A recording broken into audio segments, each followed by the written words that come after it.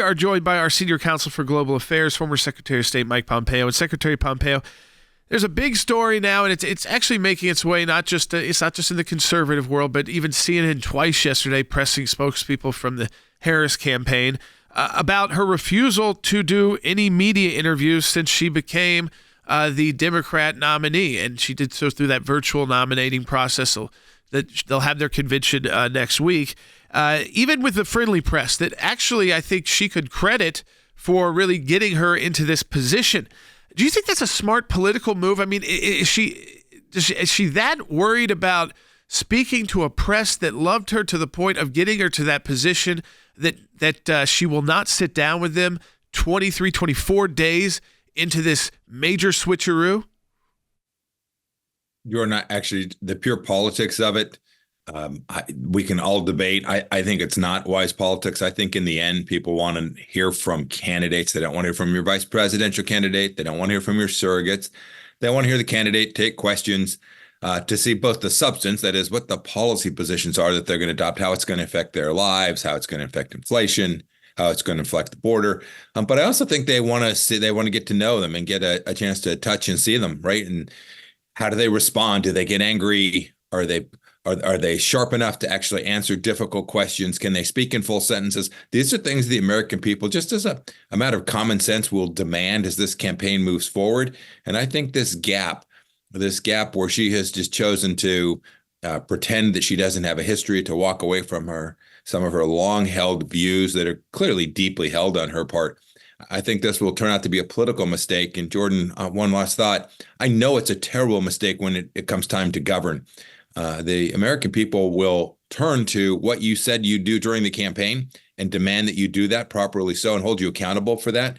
When you leave this wide open in the way that she has, when you don't know who you are as a candidate, I think you make it very difficult to actually accomplish anything were it the case that that the country was unfortunate enough to have her elected. Yeah, I mean, we know right now if you go to her website, you're not going to see, you can click on the policy button, but there's no policy there. She has said that she's expected to release her policy platform later this week as we get closer to the Democrat convention. But we've also seen her cater to the extreme left in her party. So, I mean, do you think the reason she's not speaking is because she's trying to walk this fine line of how do I keep the extreme left of the party and not lose kind of middle of the road voters that they think are so key that you could see the states that they hit first. This was middle America and blue collar voters that they are trying to continue to bring back into the Democrat fold. And yet, if you go too far left in those policies and have to start talking about them, that's even kind of sounds worse than when they're just written down in some policy papers or platforms. Jordan, I want to be charitable today to her. So fair enough. It takes a couple days to get your website squared away. This is something that makes sense to me.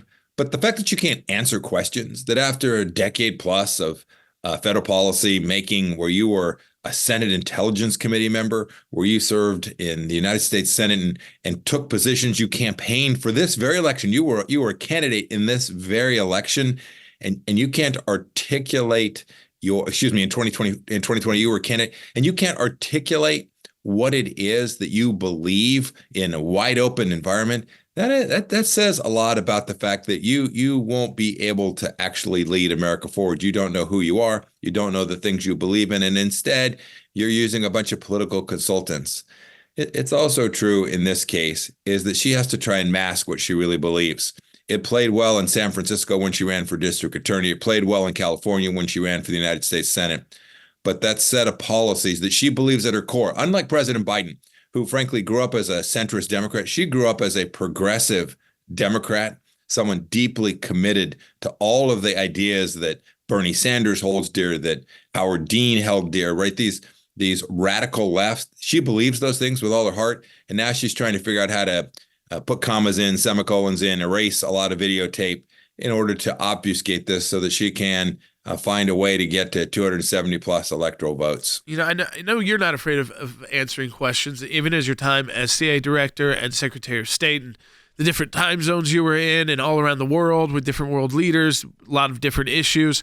And again, I mean, it's not to say that's just something easy. I mean, you've got to do your homework and you've got to do your work, and it can be exhausting, but it's part of the job.